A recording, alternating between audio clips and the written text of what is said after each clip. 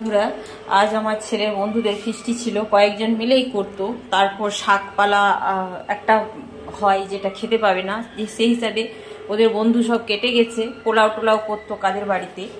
শেষে বললো মা 3 জন আমরা করছি, রুটিটা অঙ্কিতের মা করবে আর তুমি চিকেনটা রান্না করে দাও।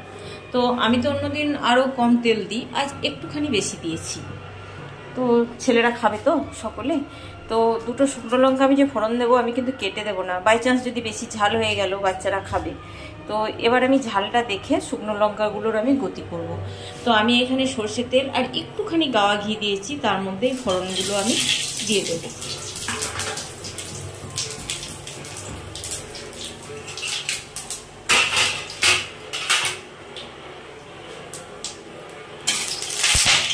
বাপরে, চোখে মুখে পেয়ে যেত। তো আমি তো সে পরিমাণে তেল দিই না বন্ধুরা, তাই আমি ফার্স্টে আদা রসুন থেঁতোটাই দেবো, কারণ এটার কাঁচা গন্ধটা যেন চলে যায়। তেল দিয়েছি কিন্তু সে পরিমাণ নয়, ডুবো তেল আমি কিন্তু মনে হয় আর জীবনে আমি দেবও না, মানে তেলের হাতটা আমার এতটা কমে গেছে। তো হাজব্যান্ড খুব সাউন্ড দিয়ে টিভি দেখছে, আমার একটু ডিস্টার্ব হচ্ছে, কিন্তু কিছু বলার উপায় নেই আমার। আর এই যে একদিকে দুধ চাপিয়েছি, দুধের আমার সাইডগুলো ওই জামের ওগুলো সব পুড়ে গেছে, একদিন ধুতে হবে, সে অবসরটুকু আমার আর হচ্ছে না।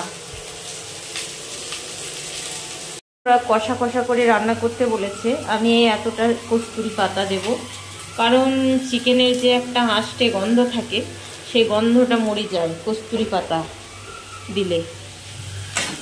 আর এই মানে তেলের উপরে কস্তুরি পাতাটা দিলে মানে আরও সেন্টটা ভালো হয়। যেহেতু তেল কম দিই, আমার কিন্তু পেঁয়াজ এর থেকে বেশি ঘুরবে না। তো আমি কিন্তু মশলাটা এবার কষতে থাকবো। বন্ধুরা, আমি কিন্তু এই শুকনো লঙ্কা দুটি তুলে পাশে রেখে দেবো, বিকজ বাই চান্স যদি ঝাল হয়ে গেল, বাচ্চারা খাবে তো, তো ঝাল কম হলে তখন আমি ডলে দেব, আর যদি ঝালটা ঠিক হয় তাহলে আমি ফেলে দেব। আমার জাস্ট ফ্লেভারটুকু প্রয়োজন ছিল শুকনো লঙ্কার।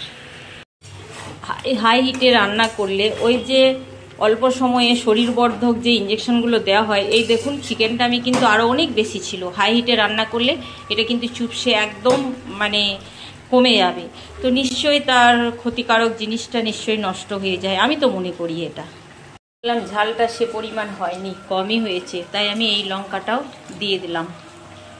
ফাইনালি আমার চিকেন কষা রেডি। ছেলেরা বলেছে গায়ে থেকে যেন চেঁচে চেঁচে খেতে হয়, একদম ঝোল রাখবে না, তো আমি সেটাই করেছি। আর আমাদের কর্তা গিন্নির ওই যে মেটেগুলো, 2 পিস মেটে আছে, হুঁকি মারছে। তো যখন ওরা নিয়ে যাবে তখন মেটে 2 পিস তুলে নেব, এখন ওখানেই থাক। গরগোল কি গরম মশলা ছড়ানো হলো, তো ফ্লেভারটা মানে ওর মধ্যে ভিজু। তো বিষয়টা হচ্ছে, আমি এটা গুড নাইট বা গুড আফটারনুন কিছুই বলছি না, কারণ সেদিন একটা দিনে ঠিক পাইনি, রাত্রের পোস্ট ছিল গুড নাইট বলেছি, আমি দুপুরে পোস্ট করে দিয়েছি। তো আজ আমাদের চিকেন কষাটা কেমন হয়েছে সেটা বলবেন। তো সকলে ভালো থাকবেন, টাটা।